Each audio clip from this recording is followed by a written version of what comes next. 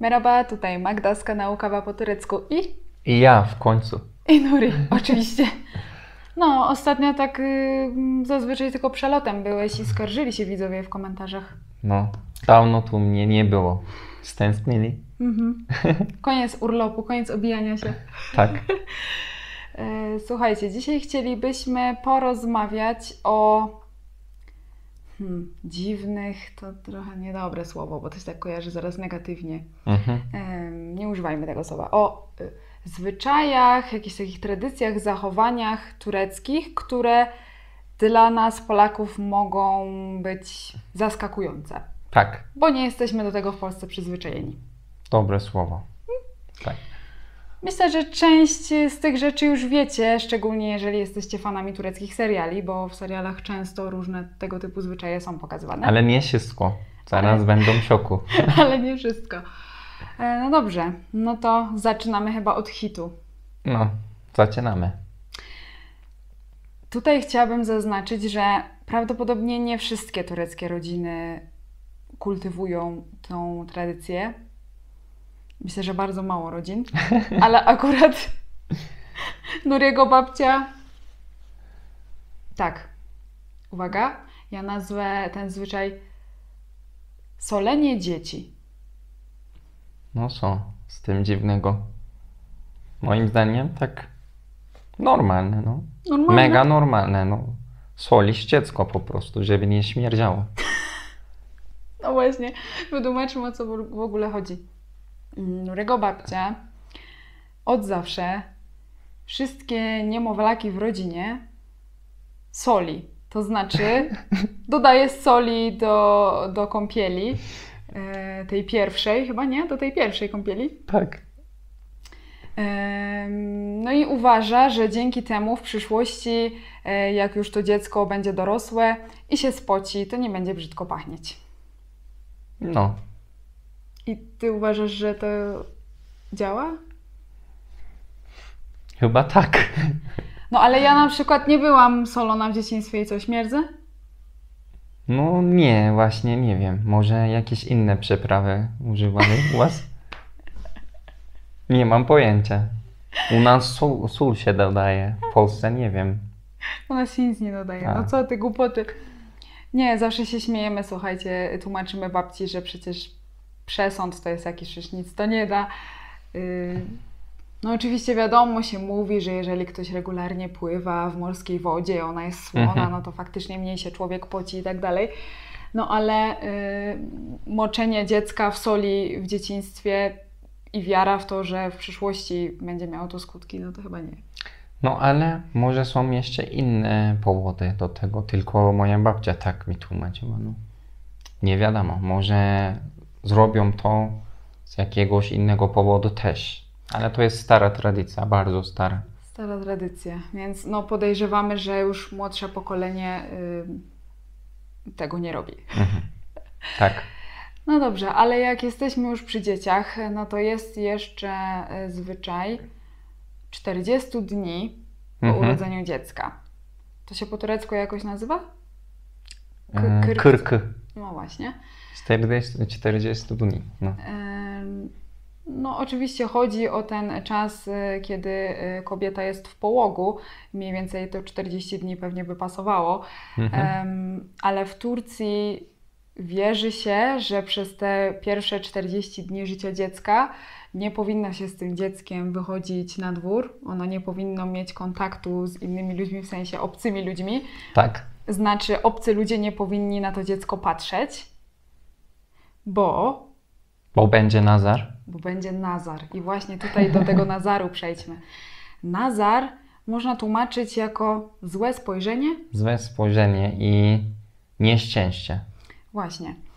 Turcy wierzą, że na przykład jeżeli ktoś nadmiernie się wami zachwyca z jakiegoś powodu, będziecie mieli kłopot. Będziecie mieli kłopot, bo podświadomie może wam czegoś zazdrościć i podświadomie rzucić na was urok. Tak. To się nazywa właśnie nazar. I dlatego właśnie często w Turcji możecie zobaczyć takie... Kamień taki, niebieskie oko. jakby. Niebieskie oko okrągłe. Na pewno to widzieliście wszędzie w tych budkach z pamiątkami dla turystów, to sprzedają. To się nazywa Nazar Bonju. I ten kamień właśnie ma nas chronić przed tym złym spojrzeniem. No, takie wierzenia trochę... No, nie wiem. No, o tym możemy robić osobne filmiki. Szczegóły opowiadać, jak to jest i religii też. No właśnie. Jak to wygląda. Ale dajcie znać w komentarzach, czy jeżeli byliście w Turcji, czy zakupiliście sobie na przykład bransoletkę z tym okiem. To się po polsku nazywa oko proroka, chyba tak my na to mówimy. Nazar Bonju. Naukowcy kiedyś mówili, że naprawdę ten kamień ściąga złą energię. Coś tam działa może, no. Ale co chciałam tutaj jeszcze wspomnieć, to też Turcy wierzą, że najłatwiej może rzucić urok osoba, która ma kolorowe oczy. Czyli Polacy. No, ale wróćmy właśnie do tych 40 dni. Przez 40 dni kobieta z noworodkiem nie wychodzi z domu. Nie wstawiane są też raczej zdjęcia tego noworodka nigdzie w mediach społecznościowych, jak już to ma zamazaną twarz, żeby właśnie nie był rzucony urok. I też wiem, że przez te 40 dni nie zostawia się matki samej. Tylko się ją obserwuje, czy wszystko w porządku. I myślę, że to akurat może być przydatne w razie, wiecie, no tam depresji poporodowych i takich rzeczy, nie? Tak. No, takie wierzenia. I jak już jesteśmy przy temacie dzieci, ja jeszcze jeden zwyczaj zauważyłam, taki, który no mnie zdziwił. No dawaj. Bujanie dzieci na nogach. Często właśnie widzę, że Turczynki siedzą na podłodze, kładą sobie niemowlaka tutaj na udach. Na udach, tak. I ruszają nogami tak, żeby to dziecko bujać. I to dziecko w ten sposób zasypia. Tak. Nie tak jakoś tu na rękach coś bujanie, noszenie, tylko sobie siedzą, często na przykład też robią na drutach w tym samym czasie, a dziecko sobie leży na nogach i nogami ruszając bujają to dziecko. W Polsce nie spotkałam się z czymś takim. No taki inny sposób, no przynajmniej ręce wolne. Wolne masz. I można sobie siedzieć. Tak, i można sobie siedzieć. No dobra, ale wyjdźmy już z tych dzieci. Następne zwyczaje mam tutaj zapisane. To na pewno wiecie, że w Turcji wchodzi się do domu bez butów. Tak. No oczywiście spowodowane to jest na pewno tym, że cały czas w tureckich domach wszędzie są dywany, no i na dywan się w butach nie wchodzi. Żeby nie pobrudzić. Tak, to jest bardzo niekulturalne wejść do tureckiego domu w butach, więc o tym pamiętajcie, jak wchodzicie do kogoś w gości i właśnie z tego powodu faktycznie można zauważyć na klatkach schodowych pełno butów przed drzwiami ustawionych. Tak. I jest też taka tradycja, że jeżeli ktoś by przyszedł do nas w gości, zostawiłby swoje buty przed drzwiami, no to ja jako tutaj gospodyni domu, tak. Powinnam te buty odwrócić w drugą stronę, że jak później ten gość będzie wychodził, żeby było mu łatwiej te buty założyć, jak te drzwi otworzy. To jest po prostu coś kulturalnego, żeby było miło. No. Jak wychodzą, wszystko jest ustalone i miło. Tak.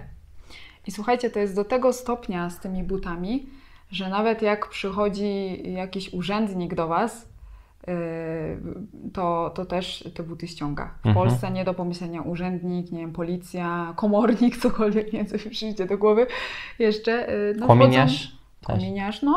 Kominiarz, no właśnie, tego typu osoby też wchodzą w butach, a tutaj każdy buty zdejmuje. No ale zdejmujemy buty, ale to też nie jest tak, że chodzimy w tureckim domu na boso. No zazwyczaj laczki. Spadło śnieg. Słyszeliście huk na pewno, śnieg spadło, roztopi się. Spada z dachu. Tak, laczki znaczy kapcie. Kapcie. Tak, rozdaje się wszystkim kapcie. Dla gości też się ma kapcie osobne, które później po wyjściu tych gości się wrzuca do prania i tak dalej. I bardzo tego Turcy pilnują. Po prostu mam wrażenie, że dużo osób w Turcji ma jakąś taką obsesję, żeby się nie zaziębić. Nie chodź boso, bo się zaziębisz. Nie wychodź na dwór, jak wieje wiatr, bo się zaziębisz. No. Jak zjesz coś zimnego, lody, coś później popij wodą, bo się zaziębisz, bo będzie chore gardło. I przy tym, słuchajcie, co mnie zawsze bawi, to jest określenie przeziębiony żołądek. No. Na pewno masz żołądek chory. Właśnie często jak mówię do Nuriego babci, że boli mnie brzuch, żołądek, to ona nigdy nie kojarzy tego z jakimś zatruciem pokarmowym, tylko na pewno się przeziębiłam, na pewno mnie przewiało, na pewno zmarzłam i dlatego boli mnie brzuch. Przeziębienie żołądka. Przewiało żołądka, no. Jak to mówicie po turecku? Mide üşütmesi. Przeziębiony żołądek. Przeziębiony żołądek, Tak. dosłownie. Dziwne. Ale jak już jesteśmy przy żołądku, też są tureckie sposoby, jak ktoś ma właśnie jakieś problemy żołądkowe. Co babcia zawsze daje do zjedzenia na żołądek? Co? Kawę z cytryną. A, to. Kawę z cytryną albo aspiryna z kolą.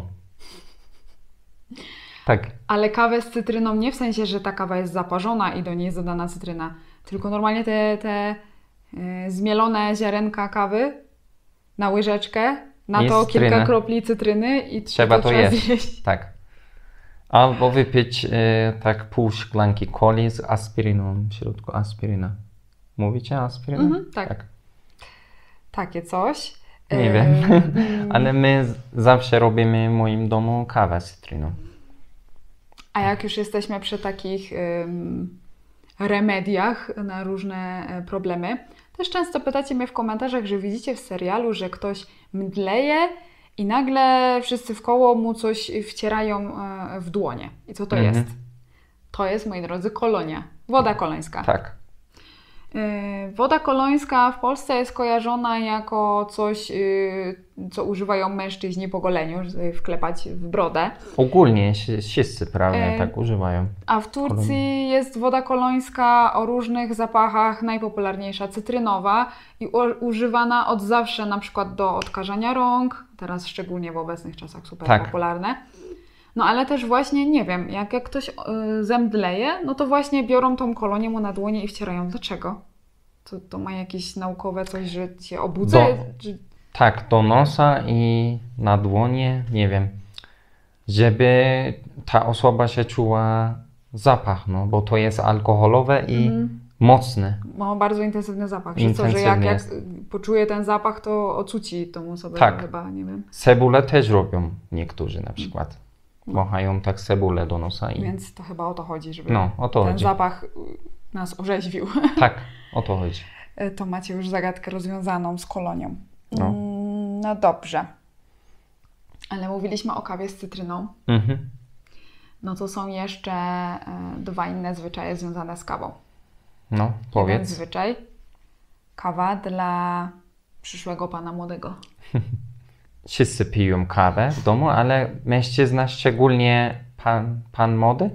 Pan młody ma osobną, specjalną, zrobioną kawę różnymi dodatkami w środku. To może być sól, nie wiem, albo za dużo cukru, albo, nie wiem, cytryna, coś kwaśnego.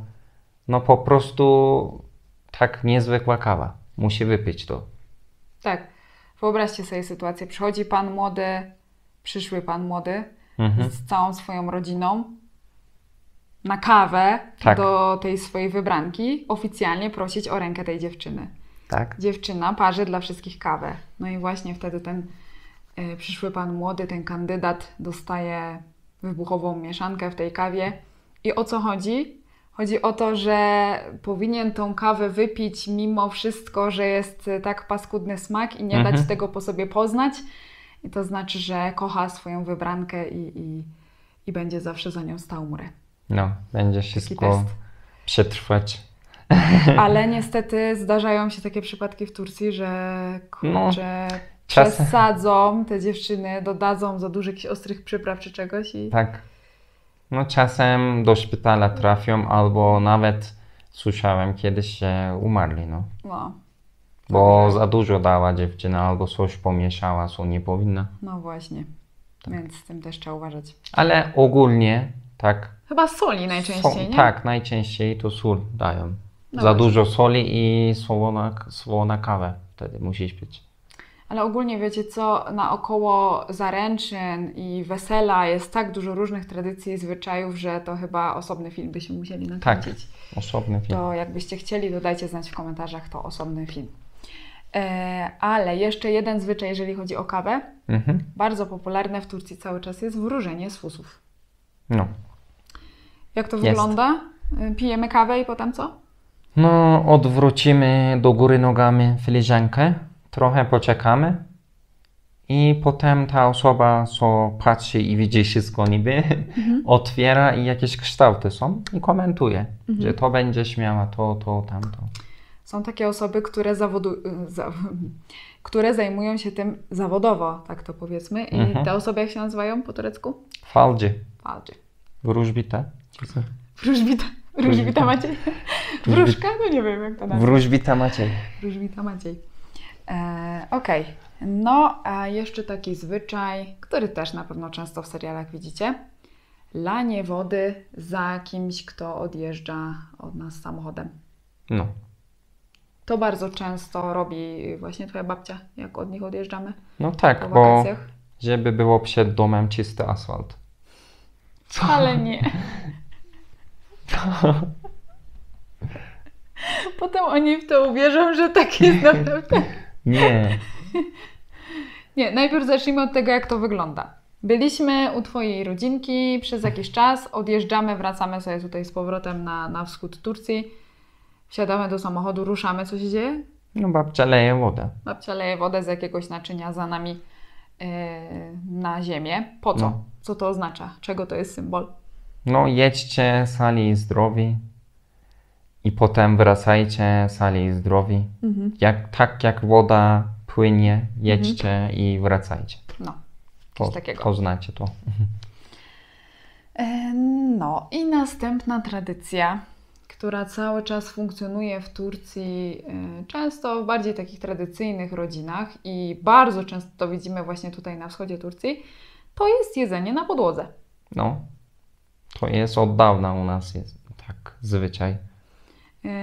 Takie nakrycie stołu na podłodze nazywa się sofra i to albo może być taki bardzo niski stoliczek i wkoło tego stoliczka poukładane jakby takie pufy niskie i wtedy przy tym stoliczku się siedzi, albo no po prostu rozłożony taki obrus, tak to nazwijmy, na podłodze i wszyscy siedzą po turecku na podłodze, to się nazywa sofra. Zazwyczaj jak się je na podłodze, to je się w taki sposób, że każda potrawa jest na osobnym talerzu, ale my nie mamy swoich oddzielnych talerzyków, tylko wszyscy jedzą z jednego talerza. I wtedy chodzi o to, że każdy ma sobie brać tylko od swojej strony, a nie mieszać po całym talerzu, nie? To jest niekulturalne. No. No i trzeba przy takiej sofrze usiąść tak, żeby zająć jak najmniej miejsca, się nie rozwalać tymi nogami. To jest dość niewygodne, jak ktoś nie jest przyzwyczajony. I też właściwie ten obrus służy nam po to, żebyśmy sobie przykryli nim nogi, żeby sobie nic nie pochlapać. No, właśnie o to chodzi.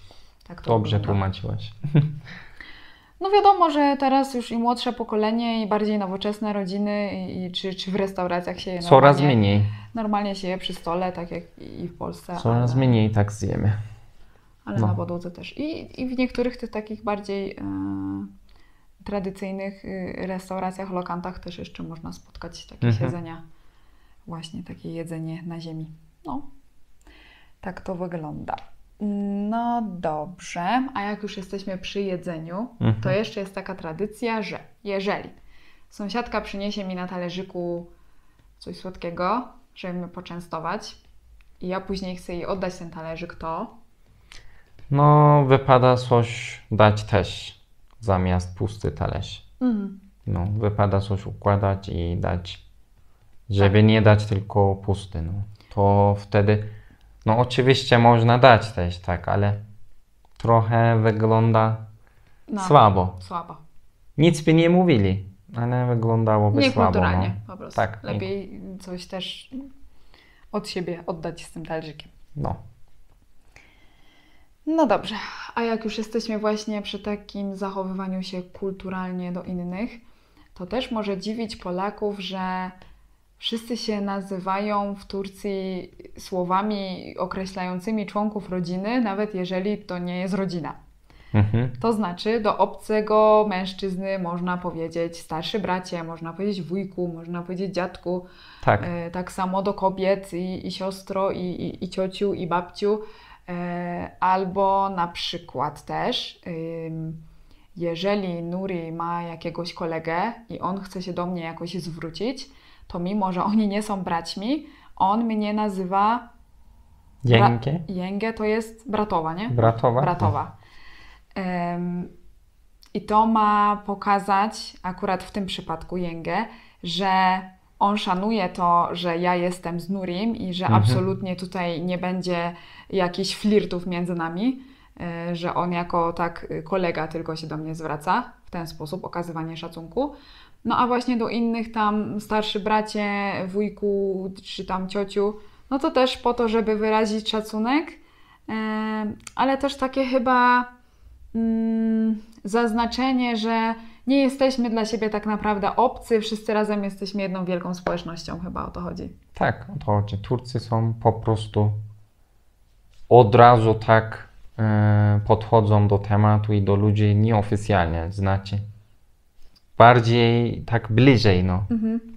W Polsce na przykład pan, pani, a tu od razu na ty mogą tak rozmawiać z osobą, nawet jak nie znają. Tak, wystarczy po prostu użyć jakiegoś takiego określenia rodzinnego i wtedy już można dodać imię i spokojnie sobie na ty mówić, nie? Nawet w urzędach. Nawet w urzędach się tak to zdarza. Tylko trzeba uważać, na przykład jak jest kobieta i nie wiesz do końca, jak ją określić wiekowo, czy powiedzieć do niej starsza siostra, czy powiedzieć do niej ciocia, żeby się nie obraziła. Czasem się zdarzają, tak mówisz nagle ciocia, a ona jest jeszcze młoda albo coś. Nie wiem. Właśnie. Tak. No dobrze, i co tu jeszcze mamy? Okazywanie szacunku starszym przez całowanie ich ręki. Tak. Już to widzieliście w filmie, jak pokazywałam Kurban tradycje Bayramı. świąteczne na Kurban Bayramı, ale jeszcze raz o tym wspomnimy. Jak się wita ze starszymi, to należy wziąć z tej starszej osoby rękę, pocałować, a potem tą rękę przyłożyć do czoła. Oczywiście, jeżeli ktoś nie chce całować, no to nie musi. Ja rozumiem, że z różnych powodów ktoś może nie chcieć. Teraz podczas pandemii. No, to wtedy można po prostu tą rękę przyłożyć do brody, nie całować tylko do brody i potem do czoła, nie? Ja myślę, na początku to było dla mnie takie właśnie zaskakujące, dziwne i czułam się dość niekomfortowo, jak miałam to robić, bo nie byłam przyzwyczajona. Ale teraz uważam, że to jest urocze bardzo. No, szczególnie jak widzę, jak ty to robisz i twoi bracia. Bardzo to jest takie rozczulające dla mnie. No dla was dziwne, bo w Polsce albo ogólnie Europie, poza Turcją, tylko kobietom rękę tak wiadomo. Się całuje, się całuje, ale tutaj inaczej. Ogólnie starszym osobom. Starszą osobą. No albo wiesz, witamy się, że się przytulamy, ściskamy jakieś buziaki i w policzki, a tak rękę trochę inaczej, nie? No, taka kultura, taki zwyczaj. Ale o takich różnych innych gestach, które mogą zaskoczyć obcokrajowców, to już mówiliśmy w innym filmie i koniecznie go sobie zobaczcie. Dodam Wam tutaj link, bo masa jest tych różnych gestów i naprawdę jak się nie wie, co one znaczą, to można wpaść w jakieś nieporozumienie i to spore w Turcji, więc tam sobie zajrzyjcie. No i zostało mi jeszcze jedno, coś co tutaj zapisałam. I to właściwie ktoś napisał ostatnio w komentarzu i to jest słuszna uwaga. Ja się nad tym wcześniej nie zastanawiałam. Tradycyjne tańce i muzyka. Ktoś napisał w komentarzu, że często widzi, że w Turcji, niezależnie od tego, czy jest jakaś okazja typu wesele, czy po prostu jakieś spotkanie znajomych i zaczynają się tańce, to Turcy często tańczą właśnie w sposób tradycyjny do tradycyjnej muzyki. A w Polsce raczej się nie zdarza, żeby ktoś teraz wyskoczył, tańczył krakowiaka czy poloneza, nie? Więc to jest takie, zaskakujące też. No po prostu lubią swoje tańce tańczyć. O to chodzi. jak jest wesele, to tańczymy nasze tradycyjne tańce, nie? No, to jest, i mi się to podoba. No. Zachowujecie cały czas swoją kulturę bardzo silnie, nie? No teraz niestety coraz rzadziej, bo Młode młode pokolenia idzie, ale no jest trochę też. Trochę też. No i tyle, no mi tyle przyszło do głowy. Na pewno jest tego więcej. No mnóstwo, ale No słuchajcie, jak my się nad tym zastanawiamy, dla Nuriemu w ogóle nic nie przychodzi do głowy, bo dla niego to wszystko jest normalne i oczywiste. A ja też już mieszkam tutaj tak długo, że już niektórych rzeczy nie zauważam po prostu. Więc jeżeli jeszcze zauważyliście coś ciekawego w tureckich serialach albo podczas Waszego pobytu w Turcji, to piszcie koniecznie w komentarzach, bo na pewno jeszcze masę rzeczy pominęliśmy, zapomnieliśmy o nich. A myślę, że to jest ciekawy temat. tak. No i dajcie znać, czy coś z tego, co powiedzieliśmy, Was zaskoczyło. No. O, i tyle, nie? No i tyle. Do zobaczenia. Do zobaczenia za tydzień. Görüşürüz.